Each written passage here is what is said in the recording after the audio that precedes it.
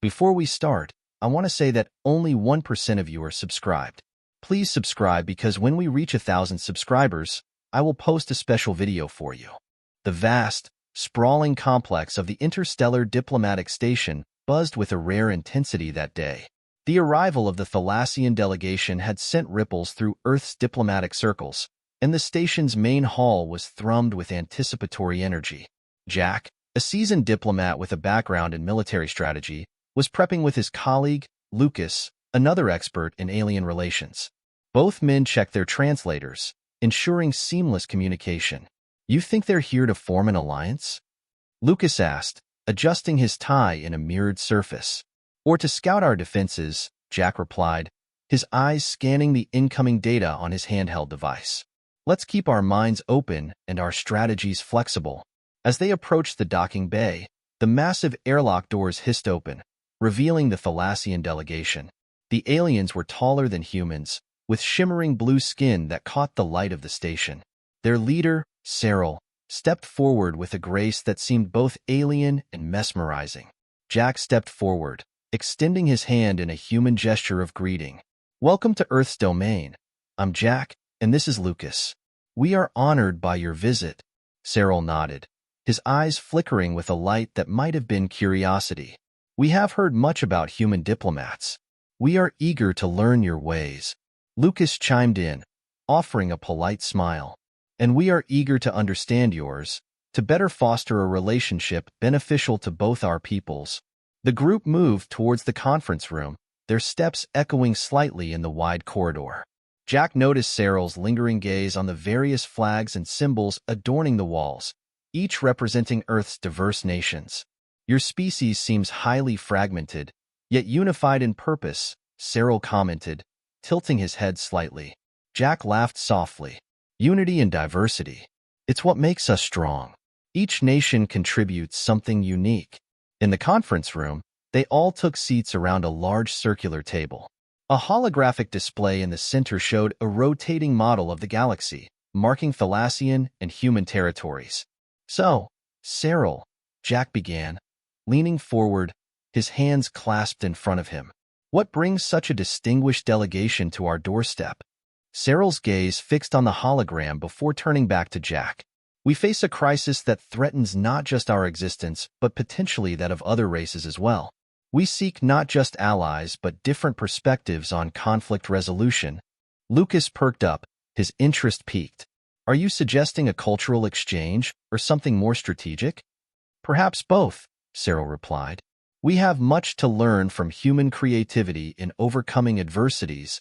Jack nodded, his mind already racing with possibilities. "We could start with joint operations.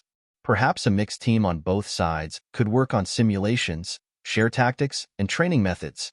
And cultural officers could liaison between our peoples, learn from each other's art, music, history," Lucas suggested, warming to the idea. Cyril considered this, his eyes narrowing thoughtfully. "A balanced approach. We are agreeable to this. Shall we draft a preliminary agreement to outline our collaboration?" Jack and Lucas exchanged a quick, satisfied glance. "Let's get to work then," Jack said. This could be the beginning of a powerful friendship. As they dove into the specifics, the air filled with a sense of cautious optimism. The promise of a new dawn in interstellar relations seemed just on the horizon, fostered by dialogue and mutual curiosity. Lucas and Jack led the Thalassian delegation through the bustling corridors of Earth's global diplomatic hall, a monumental structure that served as the heart of international diplomacy. The grandeur of the hall, with its towering columns and sweeping views of the city below, was designed to impress and inspire awe in all who visited. As they entered the main conference room, Jack gestured to the seats prepared at the front. "Please, make yourselves comfortable. We've arranged for some of Earth's leading diplomats to join us today." Cyril and his aides took their seats, their expressions unreadable as they surveyed the room. Lucas whispered to Jack, "Keep an eye on the body language. Remember their cultural cues are likely different." Jack nodded, turning his attention to the arriving delegates. Soon, the room was filled with a diverse group of diplomats from various countries, each bringing their own expectations and agendas to the table. "Welcome, everyone," Jack began, standing at the podium. Today marks a significant moment in our relations with the Thalassian people. We are here to explore ways we can work together for mutual benefit. A Brazilian diplomat, Marco, raised his hand, his tone curious. Could you elaborate on the nature of the crisis you mentioned, Cyril? Understanding the stakes will help us better formulate how we might assist. Cyril stood, his voice calm but carrying across the room. Our crisis stems from a disruption in our planetary defense mechanisms. We are not only seeking technical assistance, but also strategic insights that your planet's diverse political landscape might offer. A murmur went through the room as the diplomats processed this information. A French diplomat, Pierre, leaned forward, his brow furrowed. Are you suggesting that this disruption might pose a threat to other civilizations as well? That is a possibility we cannot ignore, Cyril replied. Jack noticed a shift in the room's atmosphere as tensions seemed to rise slightly. He quickly intervened. Let's focus on how our combined efforts can prevent any potential threats. We have a lot to learn from each other. Lucas suggested, perhaps a joint task force could be established. Earth's engineers and your technologists could work side by side to understand and resolve the issue. Cyril nodded appreciatively. A sensible proposal. Collaboration could indeed accelerate our progress. However, an Indian diplomat, Raj, expressed a concern that seemed to resonate with a few others. While we understand the need for immediate action, we must consider the security protocols. We need assurances that our cooperation will not inadvertently expose us to unknown risks. Jack reassured him, absolutely, Raj. Part of our initial phase will involve thorough risk assessment and protocol development to ensure the security of all parties involved. Despite the reassurances, Jack could sense a lingering skepticism among some of the delegates.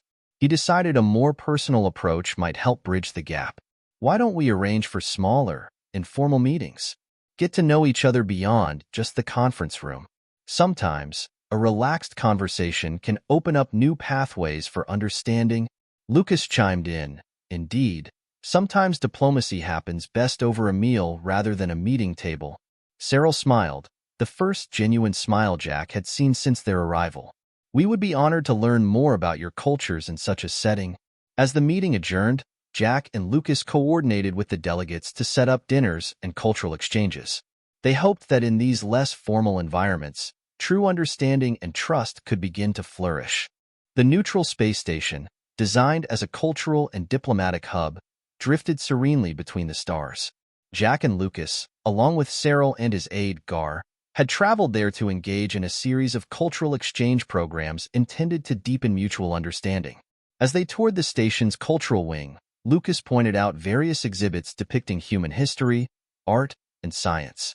Here you see a range of human expressions, from the ancient sculptures of Greece to the modern digital art forms developed in the Silicon Valleys of the world. Cyril paused before a painting, his head tilted. This emotion, it's very vivid, almost raw. Is this typical in human art? Jack, observing Cyril's interest, nodded. Yes, art is a reflection of our inner selves. It's not just for beauty or decoration. It's how we process and express our feelings. Gar, who had been quiet, spoke up. Thalassians once had art like this. Over time, we moved towards more abstract forms, more controlled. Perhaps too controlled. Lucas smiled, sensing an opportunity. Maybe this exchange could inspire a renaissance of sorts for you, Gar. A revival of forgotten passions. Their conversation was interrupted by the arrival of another human delegate, Tom, a historian known for his engaging storytelling. Ah, you're just in time, he greeted them. I was about to start a virtual reality presentation on human conflict resolution, showing how our darkest moments often led to our greatest leaps in diplomacy. As they donned VR headsets, they were transported to a reenactment of the signing of a significant peace treaty. The immersive experience allowed them to feel the tension and eventual relief of the negotiators. Afterward, Cyril seemed deeply moved. Your history is indeed a testament to your species' adaptability. It is something we, too, aspire to emulate. Tom, picking up on Cyril's use of the word adaptability, nodded. It's about finding balance, isn't it? Between change and tradition, emotion, and logic. With the formal part of their visit concluded, Jack suggested they retire to the station's observatory lounge for dinner. As they dined with a panoramic view of the cosmos, the conversation flowed more freely, touching on lighter topics such as food, music, and even sports. Lucas, trying to lighten the mood, joked, "You should see us play football. It's one of the few areas where human aggression is still on full display, but in a controlled environment." Cyril laughed, a sound that Jack noted with satisfaction. "I would like to understand this sport of yours. Perhaps it could teach us something about controlled aggression." As the evening wound down, Jack proposed a toast to new friendships and old traditions. "May they inspire us to be better together than we are apart." Glasses clinked, and even Gar, who had been reserved, joined in the sentiment. "To friendship, and to learning from each other's strengths." The night ended with plans for further meetings and exchanges, both formal and informal. Jack and Lucas could sense the thawing of initial reservations, replaced by a cautious but growing enthusiasm. As they returned to their quarters, Lucas turned to Jack. "Do you think we're making progress?" Jack, looking back towards the lounge where the Thalassians were still chatting animatedly with Tom, smiled. "It's a start, Lucas. A good start." The journey to the Thalassian homeworld was not just a diplomatic mission.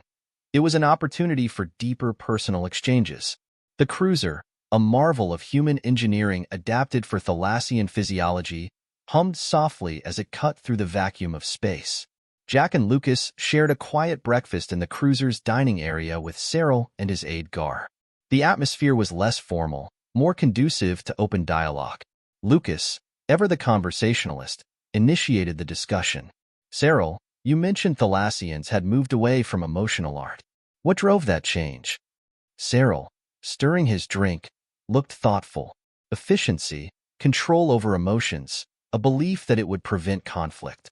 Perhaps we lost something vital in the process, our connection to deeper feelings." Jack leaned in, interested. "Humans have often found that suppressing emotions can lead to greater issues down the line. It's a tough balance, but feeling deeply is also a source of great creativity and innovation." Gar listened intently, then added, "This journey has been eye-opening. Your willingness to embrace both the good and bad of emotional expression is intriguing." The conversation shifted as the cruiser's captain, another human named Rick, joined them. "We're about to pass by the Orion Nebula. Would you like to come to the observatory deck? The view is spectacular." As they stood watching the brilliant colors of the nebula swirling in space, Jack used the opportunity to share stories of human explorers who ventured into unknown territories, driven by curiosity and the sheer human spirit of adventure. Cyril, watching the nebula, seemed captivated. "There's a legend in Thalassian culture about an ancient explorer who traveled beyond the known galaxies. It's said he found new forms of life and brought back knowledge that changed our civilization." Jack nodded. "It's the same for us. Those stories fuel our explorations, remind us why we reach out into the unknown." Rick chimed in. "It's about pushing boundaries, isn't it? Whether they're the boundaries of space or the boundaries of our understanding." As the nebula faded into the distance, they returned to the topic of the upcoming diplomatic talks. Gar, who had been mostly quiet, expressed a concern. "Our leaders are cautious. They fear what new ideas might bring." Lucas offered a reassuring smile. "It's natural to fear the unknown, but every successful partnership starts with trust. We're here to build that trust, not to challenge your ways." Cyril nodded, his demeanor reflective. "This trip, these conversations, they're a start. I see now that humans are not just warriors. You are philosophers, artists, explorers." Jack, pleased with the turn of the conversation, suggested, "Let's document our talks, our findings. Not just for our governments, but for our people. A shared journal of our journey together." "An excellent idea," Cyril agreed. "Let it be a record of our path toward understanding each other better." As the cruiser continued on its path, the four men agreed to collaborate on the journal, each contributing from his perspective. It would be a testament to their shared journey, a journey not just through space, but through the landscapes of cultural understanding and mutual respect. The chapter closed on a hopeful note, with each man committed to bridging the gap between their worlds, driven by newfound insights and the promise of what their collaboration could achieve. The lights aboard the cruiser flickered and dimmed, an unexpected power outage leaving Jack and Cyril temporarily stranded in Jack's quarters. With the rest of the ship slowly moving to auxiliary power, the two found themselves in a unique situation, forced proximity within the confined space of Jack's personal living area. Jack lit a couple of emergency luminescent rods, casting a gentle glow around the room. Well, this is unexpected. Should be just a temporary glitch.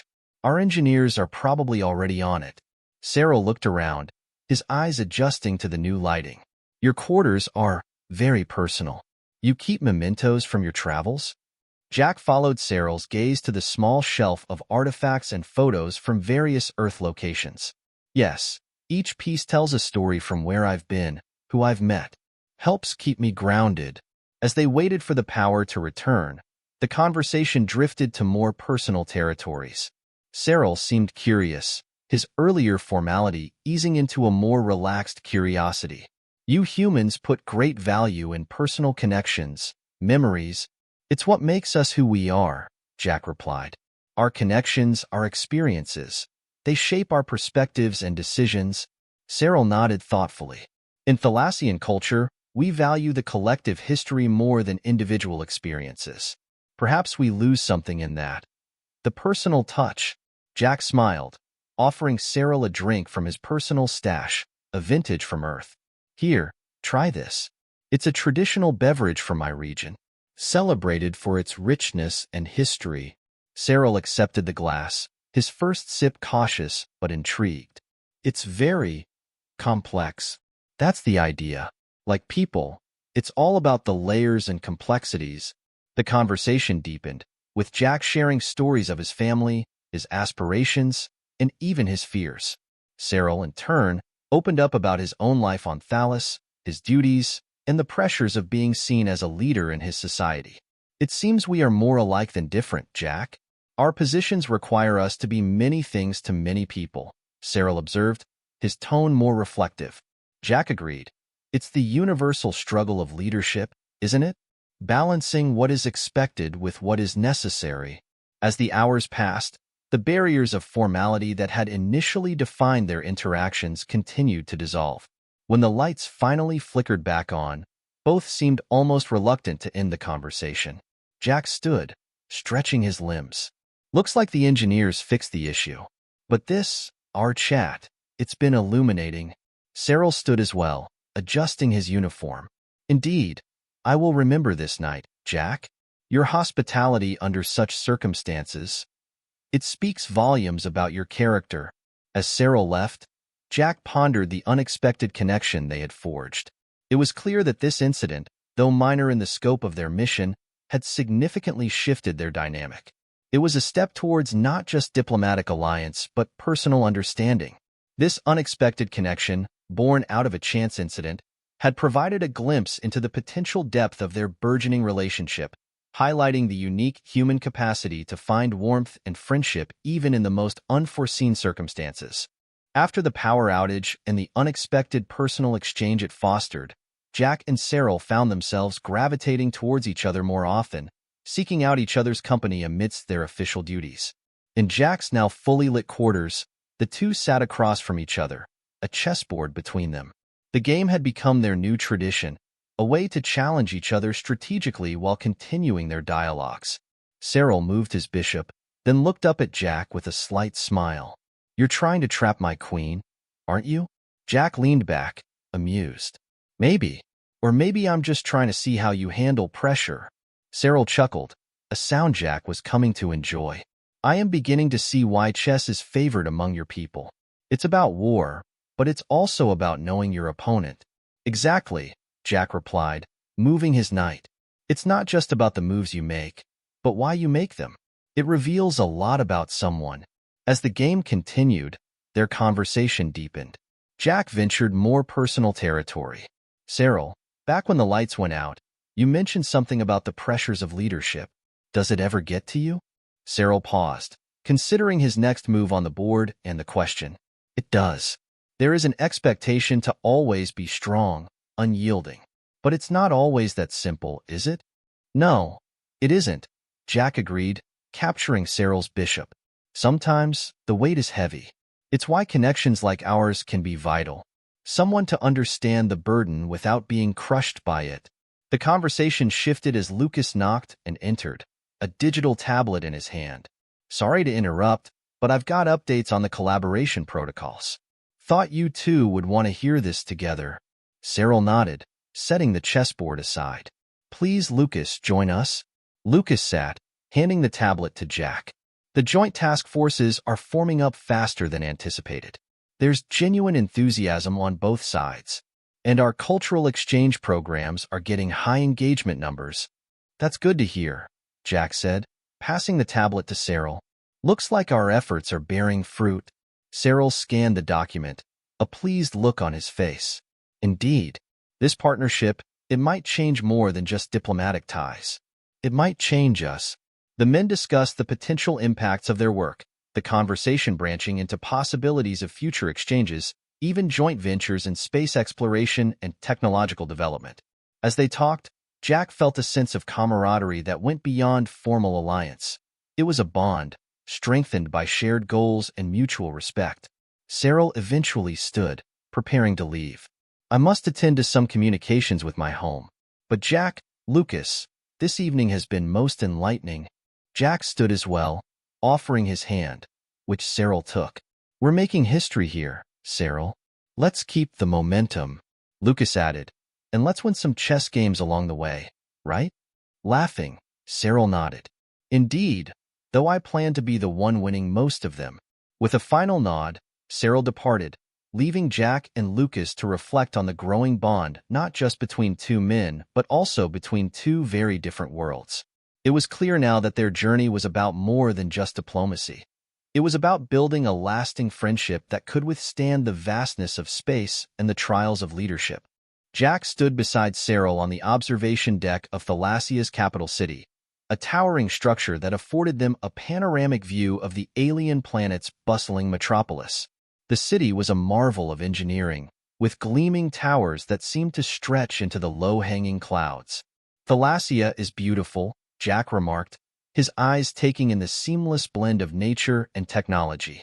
Cyril nodded, his eyes reflecting pride. It is, and it's heartening to share it with a friend. Today, you'll help us present your negotiation strategies to our council. It's unprecedented for us to seek such external insights. Jack adjusted his suit, feeling the weight of the occasion. I'm honored, Cyril. I'll do my best to demonstrate the value of embracing diverse tactical approaches. As they moved to the council chambers, a grand room with a circular table at the center, Jack was introduced to the Thalassian council members. Each member regarded him with a mixture of curiosity and reserve. Lucas, who had accompanied Jack on this mission, leaned in to whisper, "You've got this, Jack. Just speak from your experiences, from what has worked on Earth." Jack cleared his throat, beginning his presentation. Honored members of the Thalassian Council, thank you for welcoming me. Today, I'd like to share some of Earth's methods for conflict resolution, methods that prioritize dialogue and mutual understanding over conflict. One of the council members, an elderly Thalassian named Virek, raised a hand. Can such methods be effective against adversaries who may not value dialogue? Jack nodded, understanding the skepticism. It's a common concern. On Earth, we've found that initiating dialogue does not show weakness but strategic intelligence. It can transform potential conflicts into opportunities for partnership. Another council member, Tia, seemed intrigued. And if the adversary refuses to engage in dialogue? That's where strategic positioning comes in, Jack explained, pulling up a holographic display of various diplomatic scenarios he'd been involved in. Here are instances where tactical patience, combined with a show of readiness to engage, shifted the dynamics in our favor. Cyril watched the council's reactions, his expression hopeful. As Jack detailed specific cases, citing successful outcomes, whispers of consideration fluttered around the room. After the presentation, the council convened privately to discuss. Jack, Lucas, and Cyril stepped outside, awaiting their decision. Lucas patted Jack on the back. "You did great. Whatever their decision, you've made a strong case." Cyril looked out towards the city, then back at Jack. No matter the outcome, your insights today have opened a path to new thinking among us. That alone is a significant step. When they were called back in, Virex stood to address them. Mr. Jack, your perspectives are enlightening. While we must deliberate further, we are inclined to experiment with these tactics on a small scale. We see potential for what you've termed strategic patience. Jack smiled, relieved and satisfied. Thank you, Virek, and all the council members. I'm here to assist in any way as you move forward with these experiments. As they left the council chambers, Cyril expressed his gratitude. Jack, today you've not just represented Earth. You've helped bridge our worlds. The trio walked back to the observation deck, their steps lighter. They had not only shared knowledge, but had begun to forge a real understanding that might one day benefit both their civilizations extensively. Jack and Cyril stood at the viewing platform of the Interstellar Diplomatic Station, overlooking the departure gates. The time had come for Cyril and his delegation to return to Thalassia after weeks of intense collaboration and cultural exchange. Cyril turned to Jack, a reflective look in his eyes. I used to think that understanding between such different beings was beyond reach. But our meetings, our discussions, they've shown me otherwise. Jack nodded, his own feelings mirroring Cyril's. It's been an incredible journey, Cyril. Not just professionally, but personally. The exchange of ideas, the shared moments. They've changed perspectives on both sides. Lucas joined them, carrying a small digital device. I've compiled a record of our sessions, the discussions, the informal gatherings. Thought it'd be a good idea to have something to remember this by, and to study for future reference. That's thoughtful, Lucas, Cyril said, accepting the device. We'll treasure this, and we'll share it with our council. It's important they see how much can be achieved through dialogue and cooperation. Jack smiled, handing Cyril a small Earth globe model. A reminder of your second home, perhaps? Cyril held the globe delicately, a small smile playing on his lips. Indeed, and you must visit Thalassia again. We have much to learn from each other, much to build on. The announcement for the Thalassian ship's departure crackled over the intercom, pulling them back to the moment. Jack felt a twinge of sadness. Looks like it's time. Cyril extended his hand, which Jack shook firmly. Until next time, my friend. Keep pushing the boundaries. Keep exploring. Same to you, Cyril. Safe travels. As Cyril and his delegation walked towards the departure gate, Lucas looked at Jack. You think we'll see them again soon? Jack watched as Cyril paused at the gate, turning back to wave. I'm sure of it. What we've started here isn't just a series of diplomatic meetings. It's the beginning of a deeper alliance, one based on mutual respect and genuine friendship.